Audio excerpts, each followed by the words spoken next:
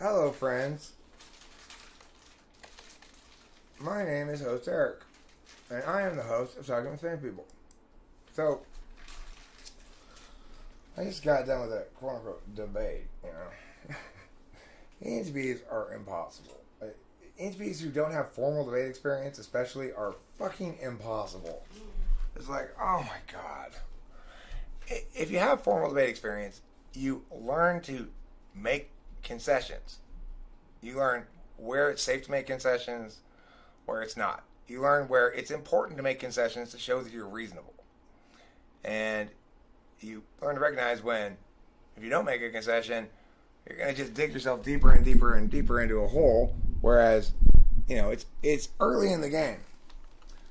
You don't want to get caught up fighting so hard to defend one piece of your ground in the beginning of a debate that you utterly fail to generate any offense, right? You gotta allow your opponent to do work on your side of the flow, and whether or not your work sustains is going to be dependent on the quality of the work. You can't simply try to push your opponent's work off of your side of the flow, and additionally, you have to try to do work on your opponent's side of the flow. So if the whole time you're defending and or countering my rebuttals, countering my negations, then there's no way to win the game.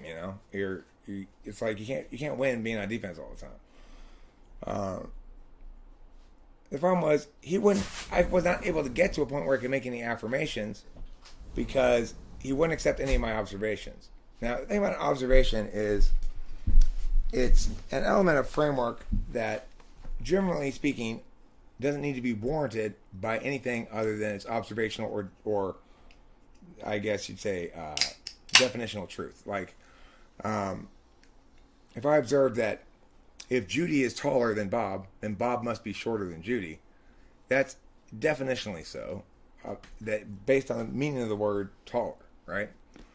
It doesn't require any substantiation because it basically says if we're meaning things when we're talking, then we're also not meaning things. We're not meaning that. It's like if we're meaning this, then that definitely means, in some sense, that we're not meaning something else. Right. Not all things are exclusive. Sure, that's true. But almost everything is exclusive of something, at least the direct negation of it. So it is not the case that if you put that in front of any statement, you've got yourself a contradiction. If I point out that it's a contradiction, like A and not A contradict, I want to observe first that A and not A contradict. Okay, great. But if your opponent says, there's no reason to assume that, we can't include that, you're assuming your frame of reference. That's dissembling, right? Because we're both assuming the same frame of reference. And there's nothing wrong with that frame of reference. It's a precondition to us having a conversation. So, a meaningful debate. Tom Holland fade from existence. You don't feel so good? What's wrong with you, Isaiah? Yeah, well, I'm just wrong. Have you not slept recently? You've been thwacking too hard? I feel you, dog. I feel you. I got good sleep last night. I was still kind of feeling tore up a little bit. Oh, no. It's not later? Oh. Supposed to play on the title, right? Yes, no, Isaiah, you exposed another one of my deficits. People come in here often making some comment about the title, and I'm always like, what are you talking about? I made that title like a minute and a half ago. I have no idea what it is. Where's that little bag of... What did I do with it? Oh, I put it over there. Yeah. Am I angry? No, I'm not angry. I kept a much better... I kept much better distance from my emotions this time than when I argued with Jack. We still had our moments, but the guy did the same thing that always makes me super mad, which is he dissembled. He played nibs. NEBS is a strategy where you have necessary but insufficient burdens forever. It's necessary that you establish this before you can say meow, but it's not sufficient for you to establish that before you can say meow, right? Like before you can say, before you can make your argument, first you need to prove that you're alive. Okay, there, I proved I'm alive. Now can I make my argument? No, because you still need to prove that the sun exists, you know? That was classic Marge. Mary had a fucking little lamp. Yeah. Your bro was giving you some nibs BS the other day. It's frustrating, right? Like, okay, let's go back to the beginning here. First of all, let's both agree before we even start talking. The purpose of this talk is for us to make some sort of ideational conclusions that we can agree on. Whether it's that I'm wrong about meow or that you're wrong about meow, that we should make progress. So, in other words, we acknowledge going in, we're going to have to do some definitional work. And we're going to have to allow meanings to constrain and or inform our argumentation going forward from those definitions. Yeah. Everything's physical. And the one thing he could point to as proof of metaphysicality was his argument that some things are non-contingent, even though that's an unwarranted claim in and of itself. He's based on the fact his real warrant for something being non-contingent is neither I nor anybody else can conceive of reality in a way that has no contingent component to it. Well, I mean, that's the only warrant. I'm giving him that warrant. He didn't even make it. But the thing is, of course, people do present the alternative all the time. There's a popular notion in physics right now. The universe is like circular and has gone on forever. So he might say, well, that proves that there's a non-contingent component. That there's something about it that's non-contingent. But it doesn't. I mean, just because it's gone on forever, I mean, it's like forever means we can't go back far enough to find its contingency, or that it's locked into a closed circle so that we can't understand what it was contingent upon, or that it revealed nothing about its own contingency. There's lots of different things we can do with this notion that something must be non-contingent. And of course, he did what smart debaters do, but he did it in a really irritating way. So it's like, smart debaters do the following thing. If you tell them, okay, well, one reason we know there's a metaphysical plane, and we know that there's something transcendental, is that there's something non-contingent. First, I would point out, I'd say, okay, well, what do you mean by transcendental? I mean, it's like, does he mean magical in some way? Yeah. No, absolutely not magical. Yeah. Well, what do you mean? Do you mean this? No. Do you mean this? No. Don't put words in my mouth. But I need more words, because the words you've said don't explain anything. They're avoidant of addressing any of the points that need to be addressed. And that's how time works in the Wheel of Time. Yeah. What does the title mean? I just debated it. He had to be an ENTP. ENTPs are impossible. The exception can be this. It really, really, really benefits an ENTP to do competition debate, because in competition debate, you'll learn to lose points gracefully, you learn to lose blocks gracefully, you'll learn to lose rounds gracefully. And you learn that there's a lot worse thing in the world than losing an argument. You know? It's like I'd rather get credit for being honest about losing than successfully convince everybody I won and know that it's dishonest, you know?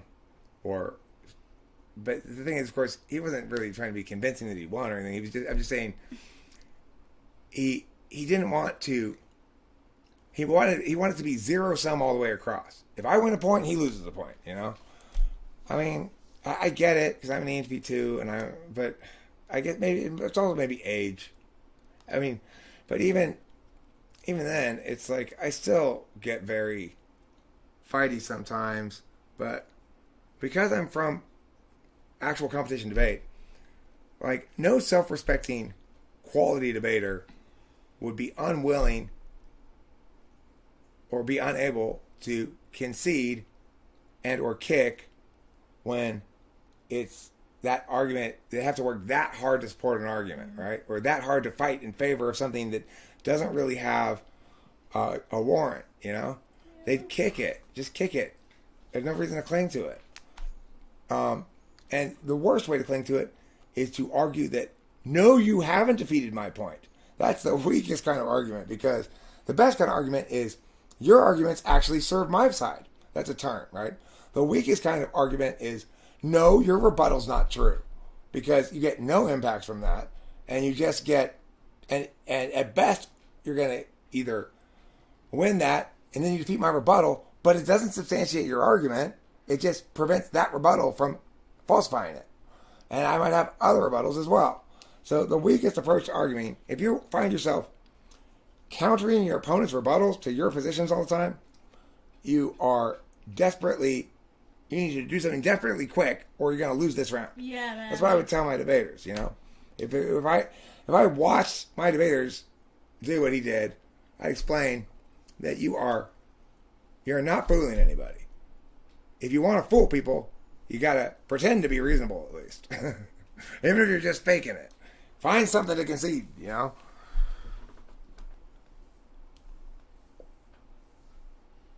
I like this physical part. Thanks. All the physical parts. Yeah, well, you know, everything is a physical part of me. Okay? I have no non-physical parts. My words, my dreams, my emotions, my whispers, you know, stuff I make, digital documents, stuff, it's all physical. Everything about me is physical. My words are not words. When I say rock, I'm actually throwing a rock at you. I'm not saying anything. That's how real my words are.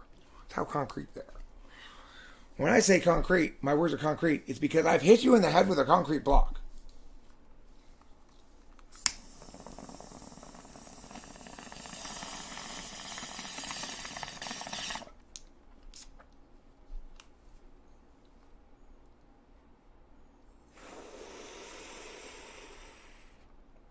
Makes me seem physically, scientifically alert. I mean, look.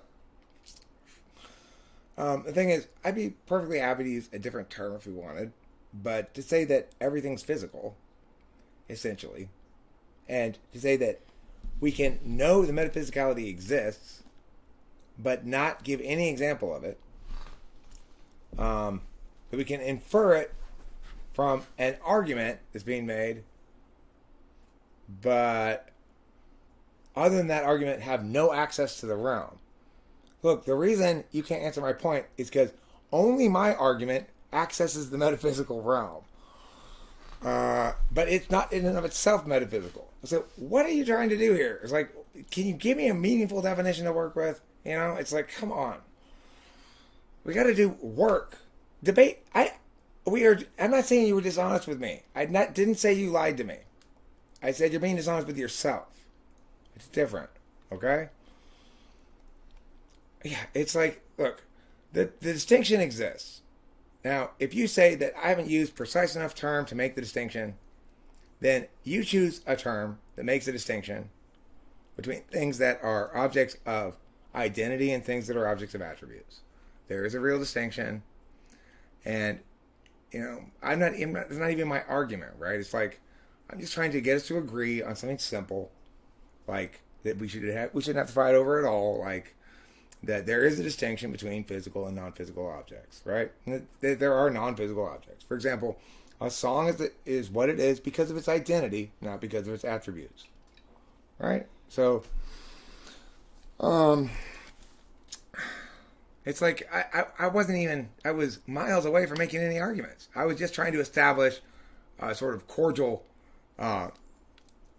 yes, we'll work with each other on observations or something, you know? But, it's called nibs. I'm not certain, but it's called nibs in debate. Necessary but insufficient burdens. You're basically saying, you aren't ready to do any work, Eric, until you meet my unwarranted burdens first.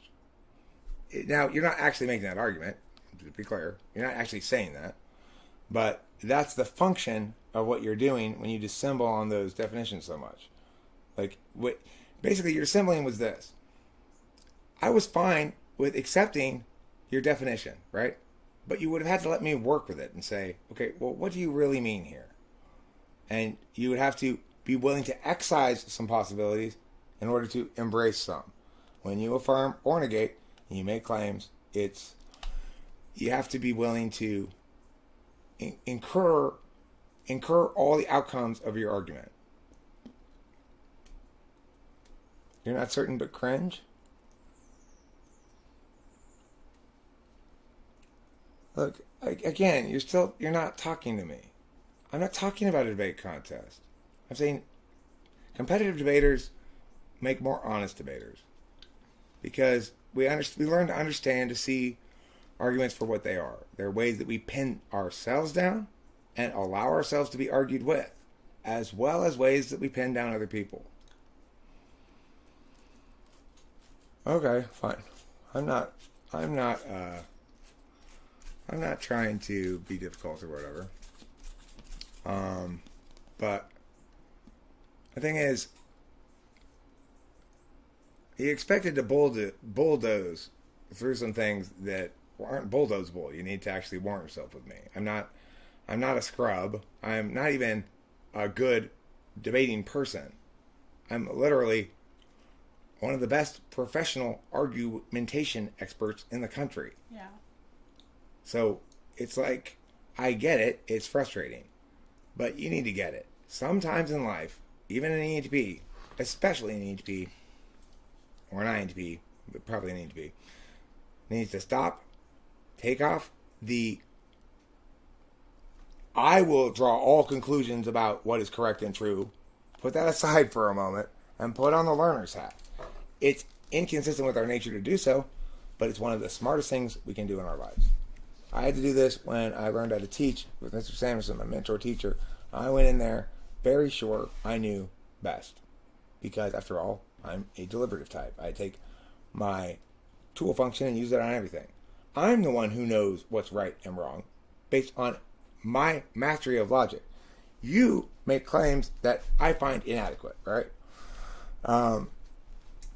I applied that to the skill of teaching at first, assuming that my thinking about it was going to make me correct about it, but I was absolutely wrong, both in terms of my ideation about it. Well, not absolutely. I was wrong about a couple of certain things in my ideation about it, but I was totally wrong that I could do it well, my way. I was completely wrong, and I had to have a come to Jesus moment where I said, okay, I'm going to stop, engaging what I'm being told here at work by this mentor teacher in my normal, at least somewhat adversarial fashion.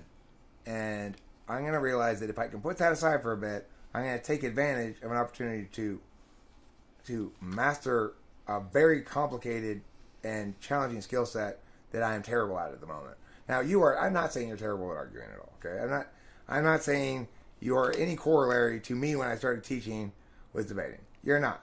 You have an excellent and deep and obviously thorough knowledge of the main argumentation issues in philosophy. You probably have a better archival knowledge of the philosophers than I do, but you got to understand that that's subsumed by a discursive frame because it only manifests discursively. And so it's always going to be subsumed by a discursive frame. So it's like the best philosopher in the world is a worse philosopher than a very good debater. Whether the debater cares about philosophy or not. Because the best philosopher in the world, if they don't have those rhetorical skills, the argumentational skills. It's not just rhetorical; it's dialectical, rhetorical, and argumentational and parsing skills. Basically, if they don't have those in place, then they're going to fall victim to their frame. The nice thing about debate, like cognitive functions, is it makes every frame an equal example of a frame rather than assuming its own predominant frame. So in debate, the TI frame is fair game to attack. Now, it's a fool's errand because obviously to attack the TI frame, you're going to have to use, or probably going to end up using TI justifications, which can be turned on you. If in fact we should reject the TI frame, then reject their TI justifications, right? The thing is, in debate, you could attack TI frame with non-TI justifications. You could do a performance critique where you do a little song and dance about why we shouldn't prefer logic. And you could win the fucking round on that. So, when you go in and say, no, we have to use this philosophical frame, blah, blah, blah, blah, blah, blah, where you treat everything that's objective as an objective analysis as, as a frame that subsumes everything else, then you're doing yourself a disservice because you could argue with the frames just as easily. And TI is the correct frame for some things. It is, in fact, indeed, even the correct frame for this. However, because you're stuck in a philosophical frame which reductively renders everything into objective analysis, are you thinking that it's not subsumed by this process frame that I'm bringing with in terms of argumentation, which treats all these objects of argumentation equivalently and evaluates them on their merits against each other? It's obviously that frame subsumes. It's always going to subsume. It's the meta frame.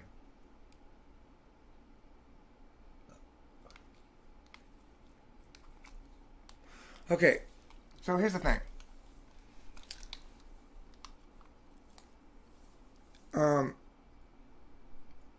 Ultimately, your stated purpose is irrelevant because, fortunately, debate is a communicative frame thing. In other words, it's subject to the rules of the communicative half of existence instead of the experiential half. I'm going to avoid the term metaphysical, okay, because you don't like it, and I respect that. It's fine. If you want to talk about things that operate according to the rules of binary conditionality, which is language, okay, it doesn't have to be subjected to that if people don't, for example, value the objective binary qualities that are enabled by language, then they don't necessarily ascribe to that approach to language. But it's there nevertheless.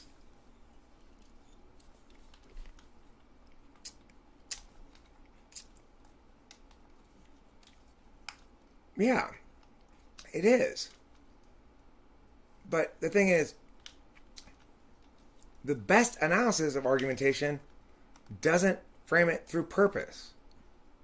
In other words, you understand argumentation best when you critique it as a process that adheres to system integrity or does not, and the former being the desirable state of affairs. So, yeah, exactly. I'm tired of hearing about that too. It's become such a hot button issue these days. It's like, first, what is it, COVID? Then Black Lives Matter. Now it's about how tomatoes make frogs rape chickens. I know. You just cannot get away from this advocacy these days. 2020, you know. All right, well, look. The thing is, you mean things when your words have a convertibility to them. So, if you want to express what you mean in a very precise set of words, if you really mean something and want to be understood, you will work with the other person to translate that into equivalent but different words.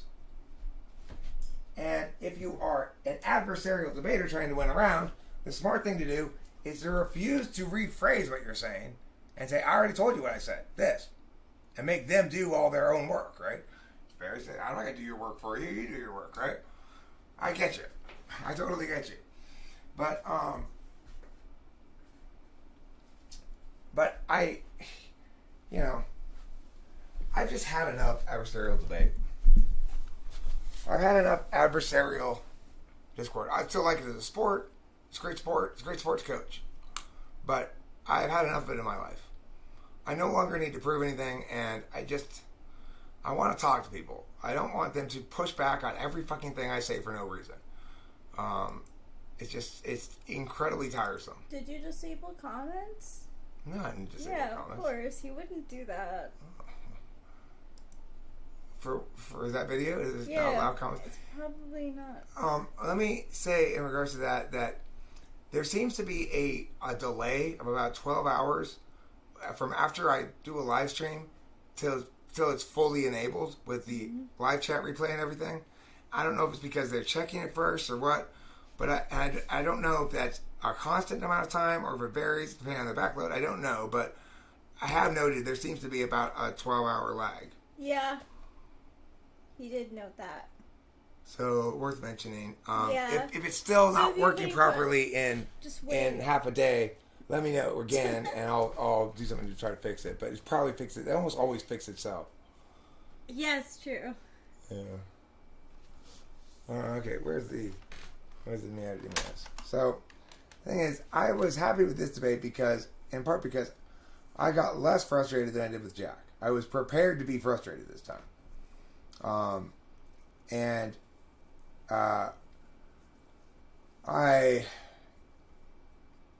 But, you know, it's like, the thing is, if I were just playing to win, right, I would want to, you know, ask questions, get answers, and then not back and forth with you. This is why it's good to have a format where each person gets a speech, and then there's cross where one person asks questions and the other one answers, and another cross where the other person asks questions and this one answers. Just that. That's as much formatting as you need, okay? You need two distinct kinds of moment in a debate. You need a speech time and you need questioning and answer time. The purpose of question and answer is not to wrangle back and forth. The questioner controls the cross-ex.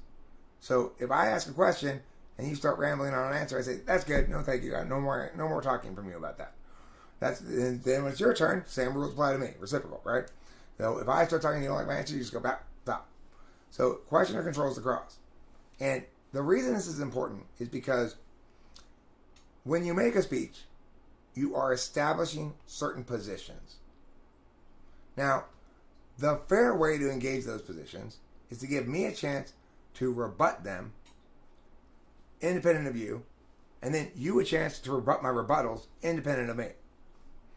After that, and that should apply to both of us, after that, we should each have a summation of some sort, right? And the reason this is so important is because it prevents the thing that makes me so angry. If you have a certain amount of speech time, then you will make your speech, I will flow it. I will write down what your points are, what your warrants are, what you said here, right? And then I'll rebut it. My rebuttal will be on... Wait, who's he? I don't know if you're talking to me or not. I need to stop assuming people are talking to me all the time. The reason this is a good thing is because when you have, I'll say, a 4-minute speech, first of all, it makes you coalesce what you're trying to say down into something that is more effective rather than less effective. So that's always a good thing. But second of all, then what you said has been established. And we can respond to what you said. Now, after I respond to what you said, then you can respond to what I said. Or you can do something else. But at least then the arguments get addressed on point and ground doesn't get shifted mid-argumentation, which I'm not blaming you for. I might be responsible for it too. It just sort of happens when you free wrangle like that, you know? But yeah, this is what this is what I would, and that's the thing, is, Alan, quibbling over synonyms is understandable. I am not critiquing it as a fundamentally, but I will say simply that it's an engine of the adversarialness of an adversarial debate. Whereas, we could have said, well, how about we define it as this? Let's find a definition we can both agree on. You want to define it as this. I'd like to define it as this. Can we? Instead, we played, this is my definition. Well, that definition's wrong. Well, this is my definition. Well, that definition's wrong. It's like, so frustrating.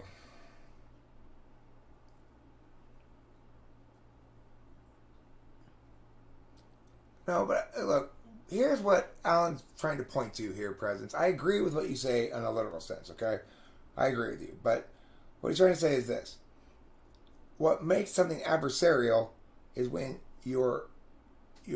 when somebody presents you with a legitimate way to restate something that helps them to understand it better, and you don't want to expand from exactly the phrasing you said. Because the way that you attack stuff in debate in general is, all right, you said ABC. So that basically means DEF, right? That's one way to attack stuff. And sometimes you're right. Like in instance where he was like, I was like, it's non-contingent. I said, so it's predicated on nothing, right? He said, no, it's not contingent on nothing. It's non-contingent. Of course, it is a real distinction to make. I agree. Something that is non-contingent is necessarily contingent on nothing, but may have additional qualities to it that are not contained by simply something that is contingent on nothing. So that's possible, right? In other words, I can't say he didn't quibble legitimately in that regard. I'm just saying that I'm just so done with having to fight for every inch of ground meaning wise instead of, I mean, the other thing is, it's like it makes it impossible for me to learn anything from you either.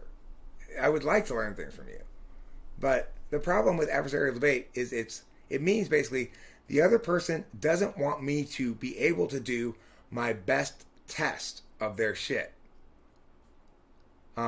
Because after I do a full, thorough, attempted depantsing of your shit, and you're cooperating, helping me to depants it as best possible, no matter what you think is the process going on, if we're doing that like that, then at the end, I'm almost certain to indicate that I learned a lot and that it's a lot more robust than most things I've attempted to depants, and it was almost impossible to depants it, right? So it's like the proper process is for people to, but see, this is ENTP selfishness. The proper process is for people to assist me in depantsing their ideas so I can inform both of us to the extent that they're correct or incorrect, or to be preferred argumentationally or not. Now, that is partially being an ENTP. It's also professionally doing what I'm doing right now professionally. What I'm doing right now is my job. I explain to people why certain arguments are stronger than others, why certain arguments are evasive or dissembling, why certain arguments are legitimate in certain contexts, why, etc. Which ones are strongest, which things are just time sucks. Every possible categorization, classification, etc. of argumentation that can be done, I've at least attempted to accomplish them all. I've attempted to understand it from every frame of reference I could. I can't. So so it's like, the bottom line is,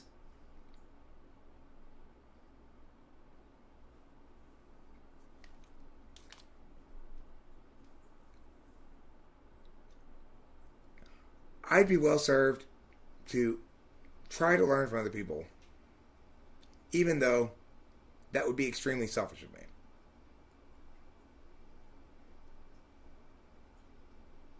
I would be well served and would learn from other people if I attempted to do it rather than instructing them. However, that would not be good for you at all.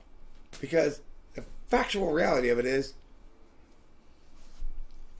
you got on your hands somebody who's one of the world's foremost experts and extremely effective at educating in a very specialized science that lay people think is just saying, no, it's not. So it's kind of frustrating, right?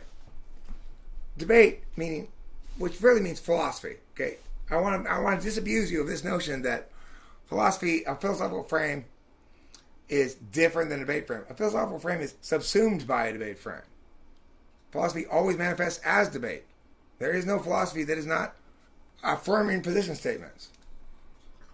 And to the extent that they do that process without understanding it in full, then they are one level too low down. And that's all there is to it.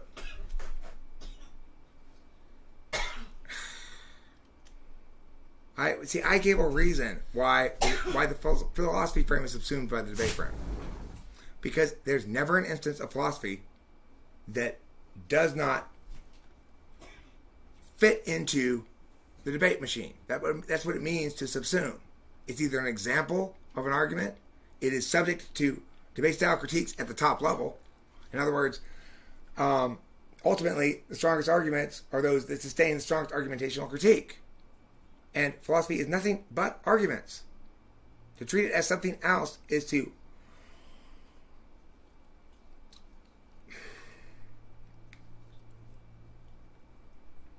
I can't even come up with a good analogy for it.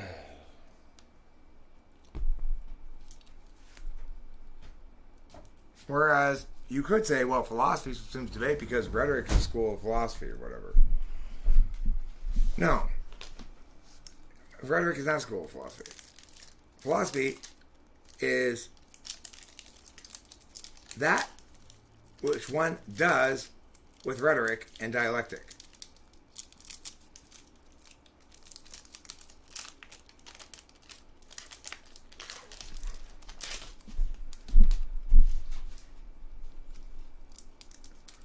It's like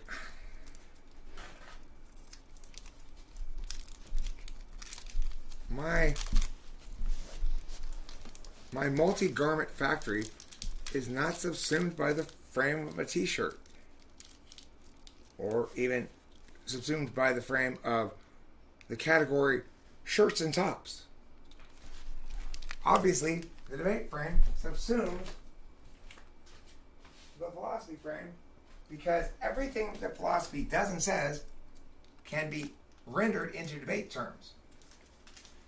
Whereas philosophy doesn't explain debate as in its own terms. To the extent that it does, it's once again just exemplifying that it's subsumed by the debate frame.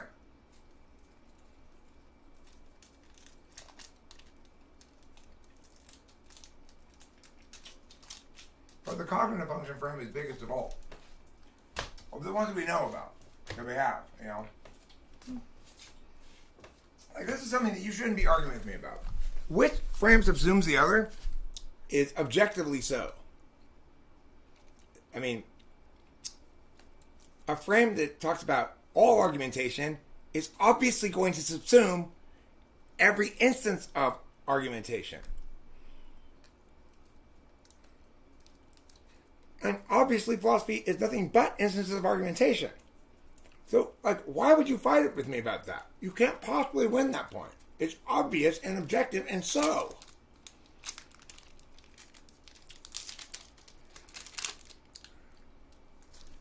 I'd like to think you're just being, like, stubborn, you know? When you're that stubborn, you're like an ENTP kind of. You don't want words to mean things.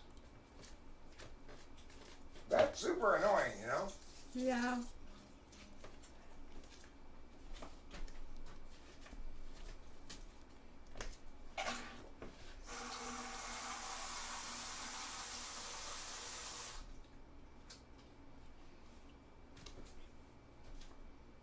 Seriously, I'm going to give you some water.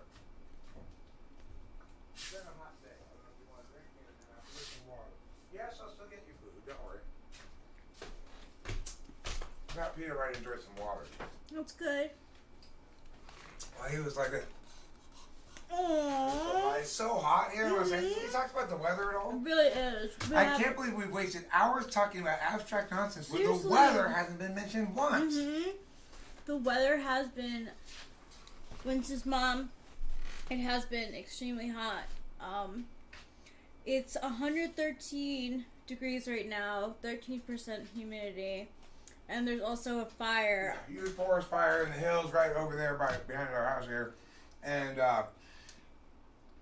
there's also, I was going to say something, but I totally lost it. It'll come back to me in a second. It's like you walk right outside and feel the heat hit your face right away. The snake which cannot cast its skin has to die, as well the minds which are prevented from changing their opinions. They cease to be mind. Nietzsche.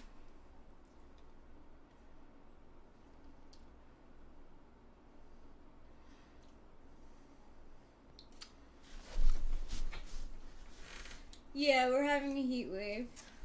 I will say, though, I don't think stubbornness kills people's minds. I just think it kills my soul. I went to university. So, in other words, so did Eric. So, in other words, the weather for you today is how my entire summer has been. Where are you? INTJ.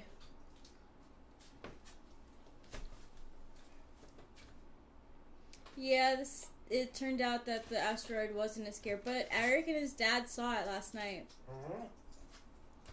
Oh, that was the other thing. Thank you. Yeah, you're welcome. All right, so we got the big heat wave. Yeah. Last time I looked at the phone, it was Yeah. 113. It's cooled down quite a bit by now. It's probably about 100, but I want to say. let's refresh this thing here. Then we had 102. 102, yeah. So it's weird the dramaticness of the temperature swing because Yeah. I was looking at it earlier and it was like it went up 30 degrees within 6 hours or something. That's a big jump. change, you know? What? It was like 11, maybe 12 o'clock when we looked and it was like 83. It was nice. Right. And then boom. Been raining where I'm at makes me think of death. Why does rain make you think of death? Who said that? Are you the Wicked Witch of the West? Yeah, are you? That would explain why rain makes you think of death. Oh, yeah. Or have you just really learned well the lessons of cold water, or watery grave? It's true, too. Abraham! I was Abraham! just saying to Rachel yesterday, we need to get together with Abraham. What are you doing right now, Abraham? What are we doing right now? We're not doing anything. You're hungry, right? Or you ate just some Well, I cheese. just had some snacks, so I'm not entirely hungry. That's how it goes. What are you doing right now, Abraham? Eric was telling me about your impersonation of him, and it sounded really funny. Did you put the parentheses there to make it clear that it doesn't follow from the butt in your name? Is that why you put those there? That's pretty funny. Do you want to debate Matt? I don't think that was server? directed at me. I think that's directed as a general Oh. thing. Okay. Oh, okay. ESFJ, are you big chilling right now? So it means you don't want to go do anything or hang out or whatever? That's fine. It does, it does implicitly have some hassle to it. A hassle I'm willing to undertake, but I get it if it's feeling it, that's fine. Totally, bodily, that's oka-dodally. Or, as they famously say in France, fee, fo, and ducky fun, where the fuck did you two come from? Where the fuck did you come from?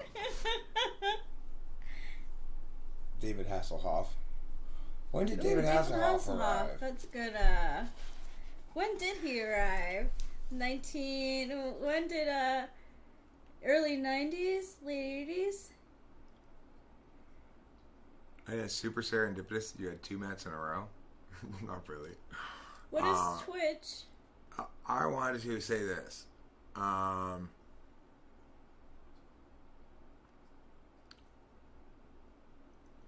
Eating some McDonald's. Now, you didn't say eating some McDonald's, though I initially read it like that for some reason. But eating some McDonald's makes me want to sing the words "eating some McDonald's" to the tune of "Running with the Devil." Eating some McDonald's. Yeah. You know? Yeah. It's great that it goes to something like that.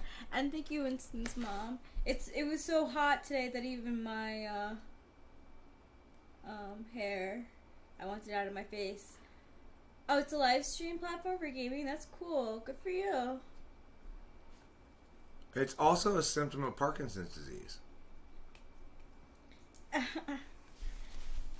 True story. True story, yeah. Indeed. That wasn't a story of any kind. That was just a joke. God, is he still arguing with me? Who? That was a meta joke. Oh. Sorry, getting a little bit enigmatic there. I don't mean to enigmatically enigma you. Oh, thanks, Bay. Let's see if we can make this a little bit better. That's what we were trying to do. Meow in the meow. That doesn't work. Okay. How about if we... Ooh, we're ghosts. Meow the meow. Is that better? That's pretty good. Better, yeah. Yeah. More defined. Oh, hi. I'm feeling really wriggly right now. I just keep wriggling and wriggling. Reminds me of a wriggle and waddle coot. So me and Jared went down there and guess what we saw? A wriggle and waddle coot. Oh my god. Well, I tried to fish it out of there, but you know how this is wriggle. Waddle coot, get back over here. Waddle coot just wriggle away. So clean does that sound? Wriggling its way through every waddle's coot. And wiggling waddle. So anyway, somebody was telling me they've decided to legally change their name to Wriggling Waddle Coot. Who was that? Was that Winston's mom? Was that you were telling me that? Ooh. I wonder what your name numerology would be then.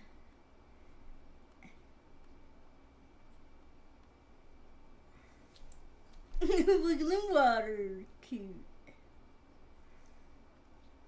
Nitpicking. Connect. I'm pretty sure nitpicking is actually about picking the other kind of nits, the gross little bugs. Yeah. When you're nitpicking, it means, God, you're being so over worried. You're trying to get all the little lice babies? Well, yeah, actually. I'd like to get all of the little lice babies. Oh, God, you don't gotta get them all. That's just nitpicking. That's where it comes from, right? Nits are little baby lices. Yes, and the monkeys nitpick. That's exactly what they do. They pick. But yeah, it seems like nitpicking, therefore, would really be not something you'd want to waste time on. But I definitely want to pick the little bugs off of me. All of them. Yeah. If I have them on me. I have them too. You know. I don't feel that is a common word amongst us. Nitpicking.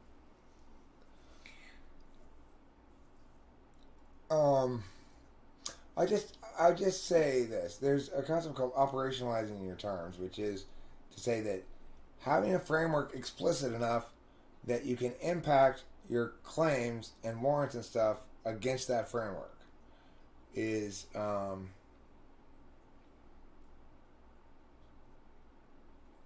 good thing to do. Was an ENFP.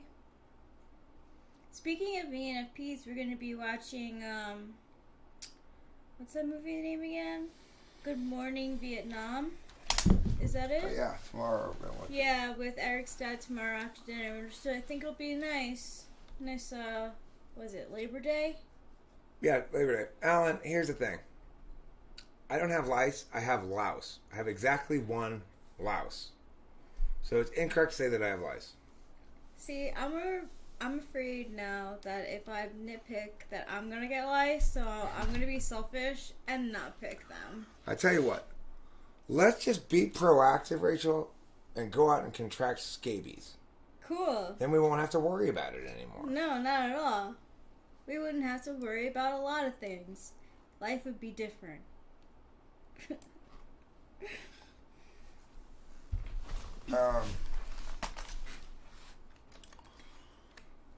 I just want... Listen, I'm not serious. I just want to invite you to tomorrow. I always have what I call a fellowship, praise, and worship hour tomorrow on my YouTube channel for a live stream. I'd really like to invite you so I can share the word of the Lord with you. Ooh, the word of the Lord. I do hope you'll come. Because I'm going to help you to agree with me that Christianity is the one true religion. I always knew it. You know, I always knew that that's how he was going to roll. Yeah. He's so predictable.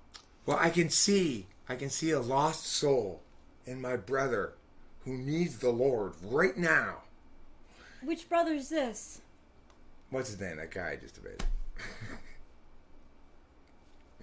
Does the Lord not see him? Well, I'm getting a sense that he doesn't have what I would consider a proper Christian set of beliefs, which means, of course, he's going to what? It rhymes with well, but it's not a well place to be. Where is he going to go? H-double hockey sticks? Yes, that's right. H-double-E. H-E-double-H-H-H hockey sticks. H-E, stop. Two hockey sticks. Oh my gosh, wait. Mrs. Mom, Heart and Soul, is Robert Downey Jr. in it, and that other woman, oh my god, with the blonde hair, she did a lot of, Sybil Shepherd. Is that her? I've seen that movie, if it is, and I loved it. Okay, guys, you were asking, what does sinner talk look like? Right there. I'm not certain, but that sounds like sinner talk to me. Uh-oh, somebody sinned. Are you trying out for the job of Satan's little helper? Think so. I'm this close to denying you the Eucharist. Is that what you want? God. Well, actually, look. The thing is, I actually do... My church is called God's Big Heaven Church. It's run in a pretty special way. I think I might be able to sell you on the idea. Because first of all, let me tell you this. Oh. What's the big risk in being a Christian? Well, I'll tell you what it is. Death with sins on your soul. Unless you get absolved of those sins, if there's a gap between absolution and death, that could cost you decades in purgatory. Now, here at God's Big Heaven Church, we have an alternative way. You see, God's Big Heaven Church, in the center of the church, we have an ongoing, never-ending fountain of holy water. When you join the church, you get to sign up for our monthly subscription service for holy water. By mixing just a little holy water into each bottle of water you drink every day, you will always be absolved, even if you sin right now, and then you get hit by a bus. As long as you take a sip of that after the sin, you are absolved. You are guaranteed straight in to God's Big Heaven Church. And there's another reason why it's called God's Big Heaven Church. When were those other heavens made? When were they made? I'll tell you when. Thousands of years ago. When the population of Earth was very small. They didn't have that great a foresight. They didn't realize it was going to explode so much as it has in the last 100 years or so. That's really sad for them.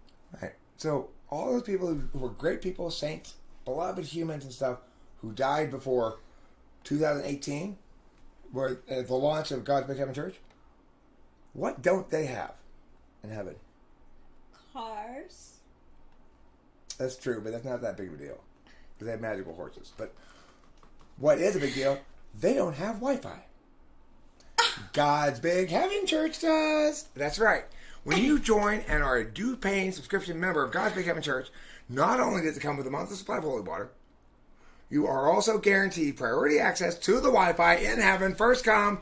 It doesn't matter. You're in first in the line. You know, host Eric, since I'm an INFJ, I like to listen and do stuff at the same time. So I think having the free Wi-Fi is a big draw for me. Well, thanks, Rachel. You're right about that. A lot of folks talk about the Wi-Fi, but it's not just the Wi-Fi. No, it's not.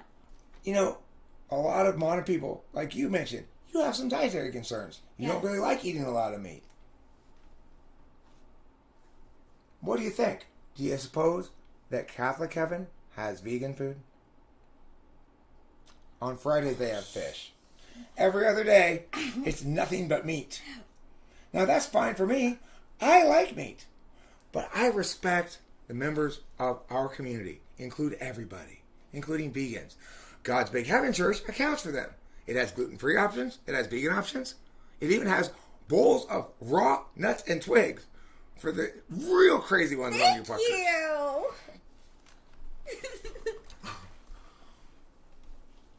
What a church. No. As soon as, look, when I dip my hands in holy water, water lilies bloom on the surface of it spontaneously. That's why I'm the main guy in God's Big Heaven Church. I'm the super priest. Top priest, they call me. Top priest? Top priest. That's pretty big, you know. That's like only like 7 stairways to heaven. It also sounds like a great name for a History Channel series. It does. Top priest. Top priest. Because there's historical stuff and metaphysical stuff too, right? So you take those tablets and all those Bible things, you put them together, you put it on History Channel. It'll be like those alien shows. Okay, that's a good idea. But I was more thinking like The Contender, you know? Kind of like a competition show. Where the Catholic, you know, good morning, monks. As you know, at the end of this competition, one of you will bypass all the other levels of rank directly to Archbishop. But let me tell you, it's not going to be easy. And you know, like the first episode, they all have to climb up the side of this thing, and they've got ropes tied around them, but, you know, one of them's crying at the end of it. I can't do this, I can't do this. Sign me up, right? You know? Prove yourself, you know? Because God is not just a metaphysical, physical thing. God is also your friend, your homeboy, and he also wants you to prove to him how much you love him. And when you get to the top of that, you feel enlightened. That's real enlightenment. Okay, but here's the thing. I like this idea a lot, but instead of a Catholic thing, it'd just be a God's Big Heaven Church thing. So this is the other thing is, what other churches have a merit-based priest program? Ours will be merit-based. Yeah. You have to win a competition to become a God's Big Heaven priest. You want to move up in the world of Christianhood? You can in our church. Okay, that way you know that your priest is no loser. Okay? That means they best understand God's will. Yeah. Because God's a winner. Right. You can't have God as a loser. Obviously, he's a winner. We're here. So I get a sense, I think it's true, that Matt, also known as, I'm not certain, but I think he's coming around. I think he is willing to join me tomorrow in loving fellowship with the Lord at God's Big Heaven Church. I'm just waiting for his yearly membership dues and initial membership fee, which is non-refundable. You do get a discount if you pay the year in advance. If you want to pay it monthly, it's like twice as much a month. So you might as well just pay the year. Okay. Yeah, it's worth it. And we can get that excessive philosophy out of that. You know, that makes your soul filthy. By the way, philosophy. It's known as one of the most soul filthifying activities a person can do. We can start washing clean that soul and get you ready for one of the cushy sweets in God's Big Heaven Church. You know what I really like? I really like that I'm going to be able to have that water, holy water with me. You know, I don't have to go to church for it. Right. I could just be with it, be with the church at the same time. Well, we also have, as a weekly event, if you can make it on Wednesday evenings, we do have Scientology Shaming Night. Yes. We bring in a local Scientologist, tricking them into thinking he's going to preach to us, and then we all form a circle around him and say, shame, shame, shame. It's a lot of fun. It's a family activity. Really, exactly. Your children will get the education of a lifetime. And if your kid's currently in Catholic school, somebody mentioned it, I want to mention another possibility. They do have some competition. We are entering a God's Big Heaven Church, the private school market. Yes.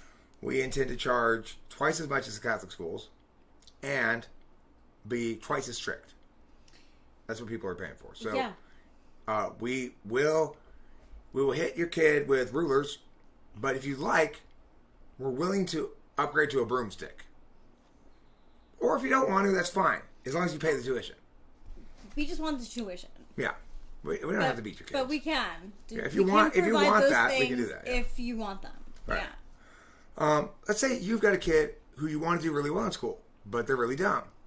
Well, we don't really care about that. So, because as long as they're good at getting you to pay us the tuition, they're doing well in our school. Every kid is a star kid when they enter our school. Everyone is special. Eric's world's greatest religion. On the first day of our camp, we have every student make snowflakes as a reminder of how they are individuals and special. There's no one else like them. Welcome, friends, welcome all. Hello. I want to thank you for your faith that allows us to help you grow. How do you explain when someone wants you to do ABC, but you have questions about ABC? Asks Chris M. You're probably talking. It depends on who's telling you what to do. I've read this thing several times now and I haven't responded to it yet. It depends on who's telling you what to do. So, if they want certain things done and they want you to just do them and they don't want to have to justify anything, it depends somewhat on who's telling you. It also depends somewhat on what kind of questions you're asking. So in other words, if you're asking clarification on how to do something, then that's going to get less pushback than asking for justifications or clarifications on why something is legitimate or clarifications on what someone means even. People don't necessarily like to be pinned down on what they mean because that enables people to respond directly to it. What's the Annabelle doll? I don't know. That's like a movie. Is it a reference to the Edgar Allan Poe poem Annabelle Lee? Possibly. It's a scary movie. I graduated in '89. She graduated in 10 years after that is 99. 2003? Yep. Good. I graduated in '89. She graduated in 2003. Yep. So it's been 17 years since she graduated from high school. Wow. And Nothing's it's changed. been... Yo, my hair was this short back then too. It was a mistake though. They had hacked my hair off by accident. It wasn't fun. But I love my hair now. The ruler of the chat room tells us what words mean. Well, that is why it's part of. I gotta admit, it's part of why obviously I like this format is that I don't get pulled into arguments that I think are wasting my time or that I'm not enjoying because it's not. It's like, I think of. I just need to make some progress. It probably is going to be progress that I'm making, but I'm happy not for it to be progress the other person's making. But I want to make some sort of progress. I think it showed progress with you. Oh well, I'm progressing in my ontology. Yeah. But the discourse didn't progress the argumentation at all. No. How long is high school? 4 years, but my high school was only 3. Wait, 10, 11, 12, yeah. Because my 9th grade was in middle school, but that's no longer the case. Now the weird districts like mine that had 9 in middle school and 10, 11, 12 in high school have basically all gone to the standard 6, 7, 8 middle school, 9, 10, 11, 12 high school. But when I went, it was 10, 11, 12 in my high school. So for me, I had middle school and high school in one school. So I was in the same school for 7th through 12th grade. But did they say you were in high school when you were in 9th grade? Or did they say you were in high school when you were in 10th grade? We would say that we were like freshmen. It was weird. When you were in 9th grade, right? Like that's, yeah, technically. So if you're saying you're a freshman in 9th grade, then that place, even though it was all in one place, considered high school 9, 10, 11, 12. Yeah, yeah. Hi, PP. 9, 10, 11, 12 was when we actually like had, because until then we were like saying that we were in 7th grade and 8th grade.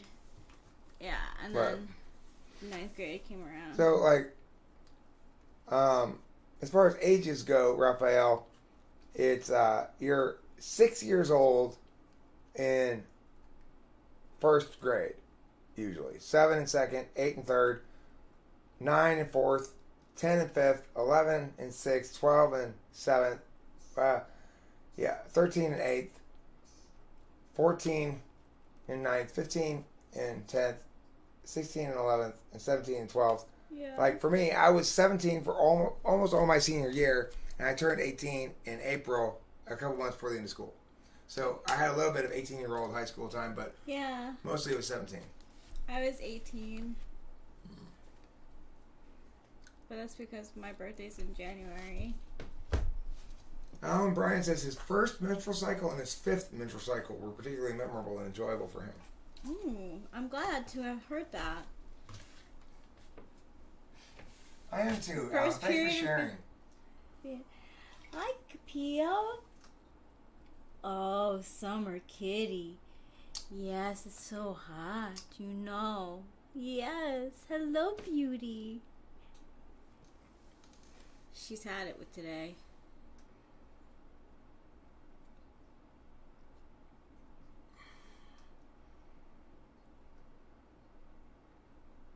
The thing is, of course, I have to do a little bit of narrative work here.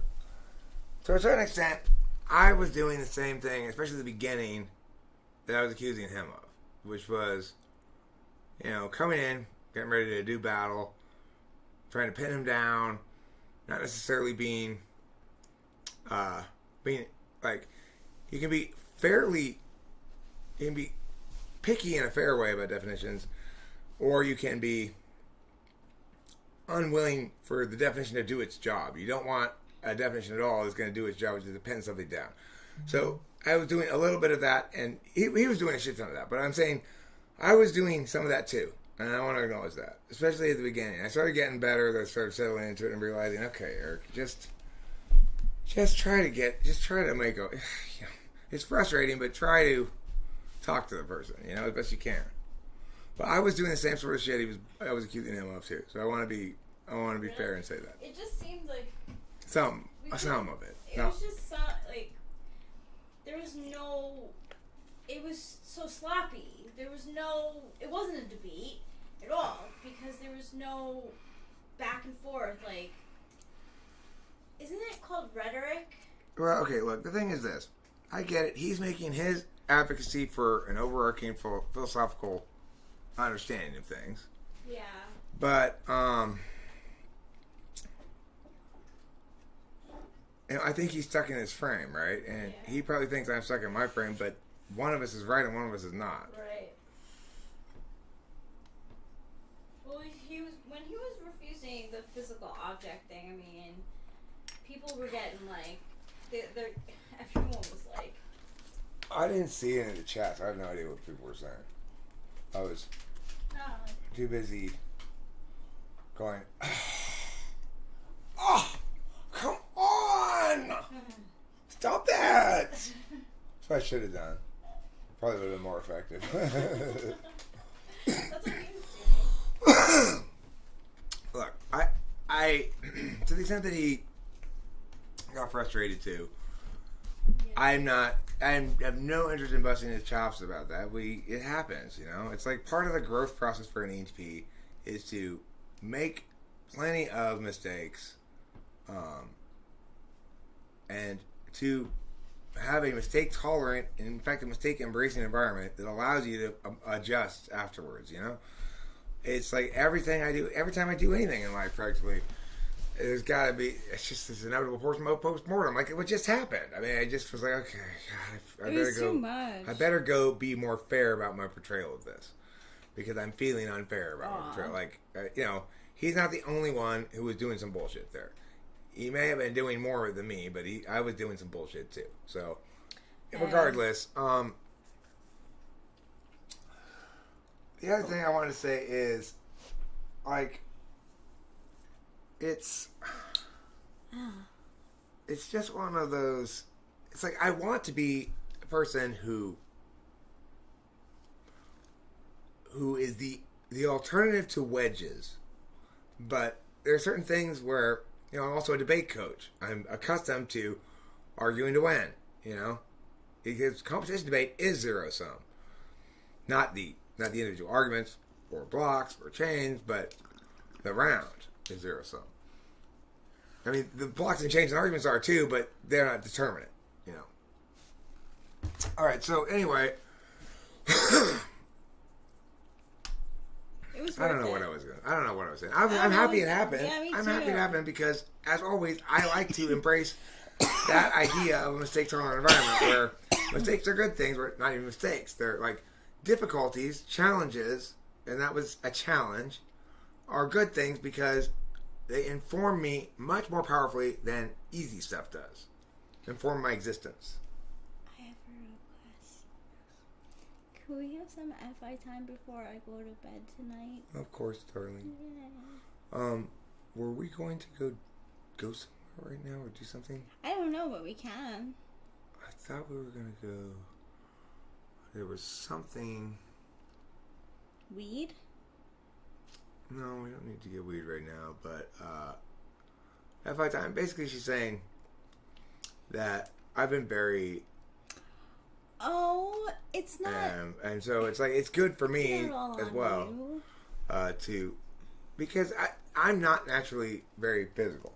I like physicality, but I don't initiate it very much, and I operate generally on the assumption that it just never occurs to me that we should like touch each other or stuff. Obviously, that's normal for a relationship to have more touching than I default to naturally. So, But I don't mind. and also emotional closeness. Like if I'm making something, I'm not being emotionally close with Rachel. If I'm talking like this, I might be sitting like this, but I'm not really being emotionally close with Rachel. I'm being close with everybody. We're being close with everybody. Yeah, it's true. So I get it that it helps me when she reminds me of the experiential half of the world also needs some attention. So I guess with that, shall we bid everybody adieu? And for me, this means, hey, I am ABC, and if you don't think that, then you must applaud me anyway. Well, you always double bind them, like go, I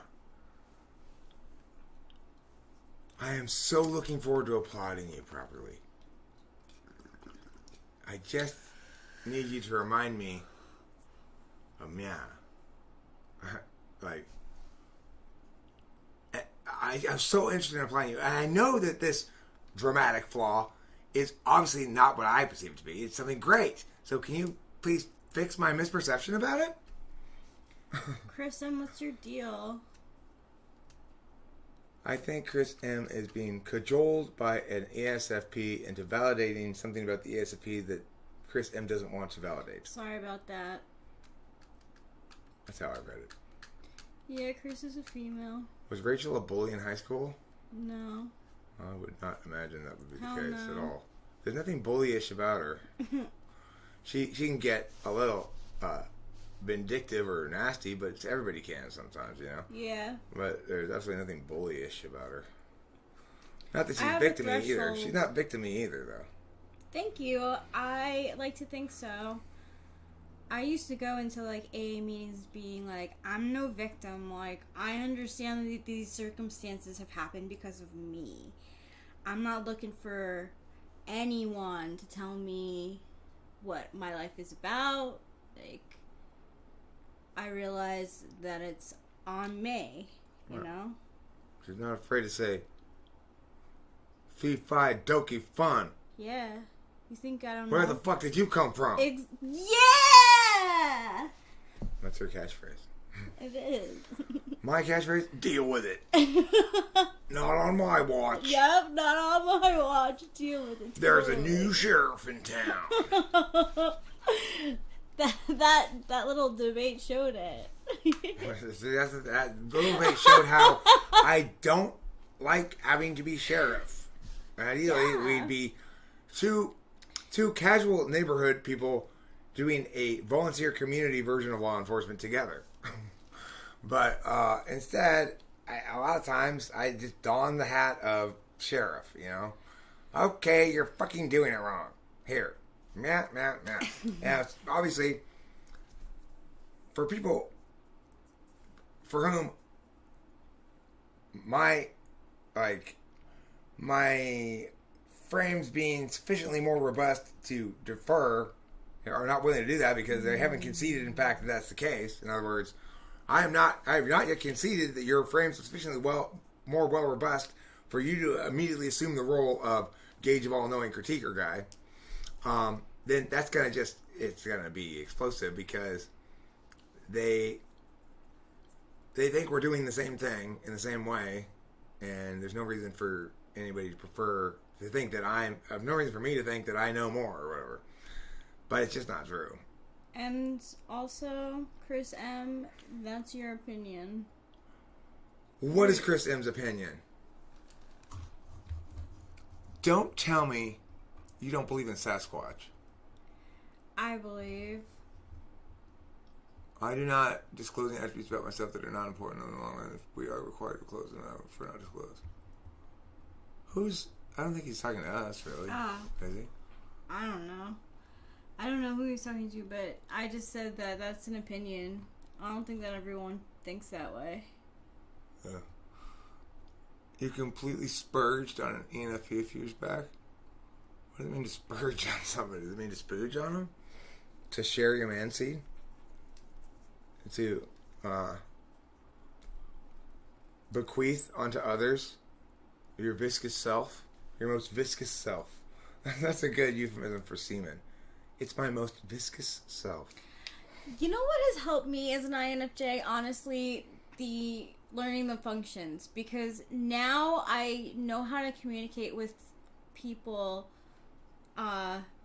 according to them as well. Whereas I was just like, this is me, and I'll half listen to what you say. Like, now I know I have less frustration in communicating with people whom I don't have much in common with, and it helps. It really does. I feel like a weight is off my shoulders. Colby Magara, I want to answer your question. He says this. In mainstream philosophy, there's this idea that there's no such thing as universal truth. My question is, if there's no such thing as universal truth, is that statement universally true? And the answer is no. But it doesn't mean it's false. It means it's true for the sake of argumentation now. And to the extent that it's a point in dispute, it will remain true until disputed successfully. However, you can successfully dispute the truth of it if you can correctly point out that the affirmation hasn't met its burden to establish the truth of it. So the thing is, true is a status we afford to a statement for the purposes of some use. Some kind of use, okay? Usually an argument. Making a position statement or something like that.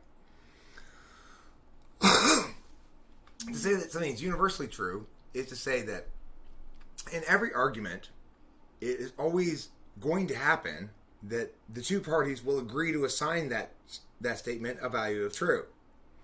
But that's not true. It's not the case that in all arguments where this point in dispute, when this statement is made, whatever the statement is, it is not the case that in all instances both parties will agree to assign that statement a value of truth for the purposes of their discussion. So we can say for sure that it is not universally true. We can also say that it's the reason it doesn't self-violate is because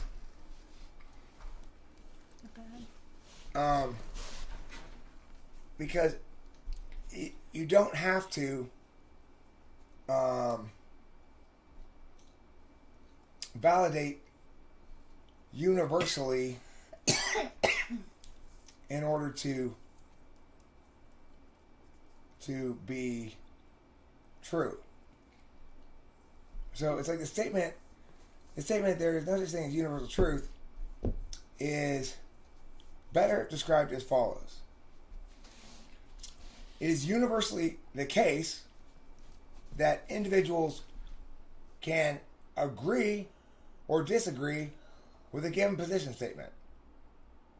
So, in other words, what you're doing there is saying there's no such thing as universal truth is the wrong way to phrase it and allows this sort of contradictory premises, apparent paradox, to be enticing. But the problem is with the universality thing. It can be universally true that truth is always adjudicated in a particular instance. So, is that statement universally true? Well, again, the same thing. It is not the case that two people will always agree that that statement is true. Now, people don't like this ending the line of reasoning there. They don't want to end the line of reasoning there. They want to say, yeah, but it must be referring to something that is or is not. No, it's not.